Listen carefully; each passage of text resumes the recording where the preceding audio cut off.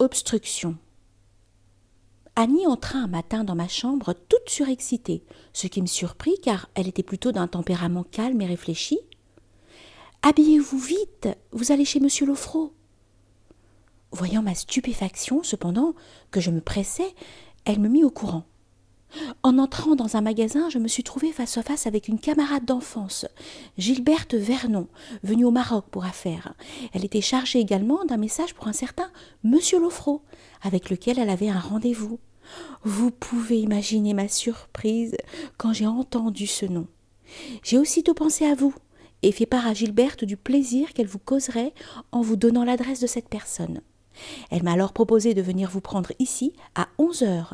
Je suis donc revenue rapidement pour vous annoncer cette bonne nouvelle. Puis elle m'embrassa dans un élan de satisfaction. Dans son bureau, M. Lofrot attendait Gilberte Vernon. Il parut surpris en me voyant. Celle-ci, m'ayant présenté, lui remit le message et, s'excusant, prit congé de nous.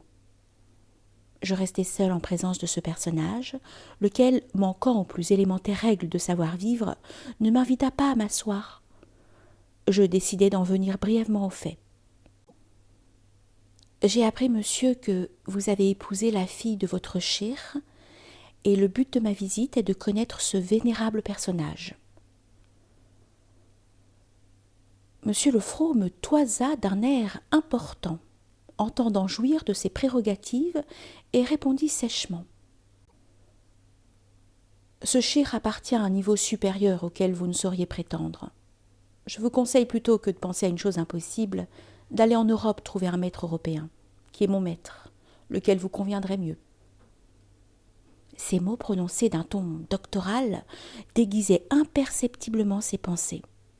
Il était persuadé d'avoir devant lui une désœuvrée s'intéressant par snobisme intellectuel à une doctrine orientale dont elle ignorait les principes essentiels. Cependant, il avait commis une erreur. En me sous-estimant, il m'avait procuré sa propre mesure. Je répliquai vivement.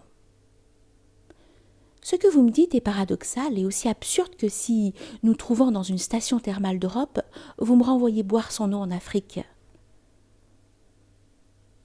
Je le laissai incapable de réaction, absolument déconcerté, et rentrai chez moi, mécontente et satisfaite à la fois. Mécontente, je l'étais certes au plus haut point.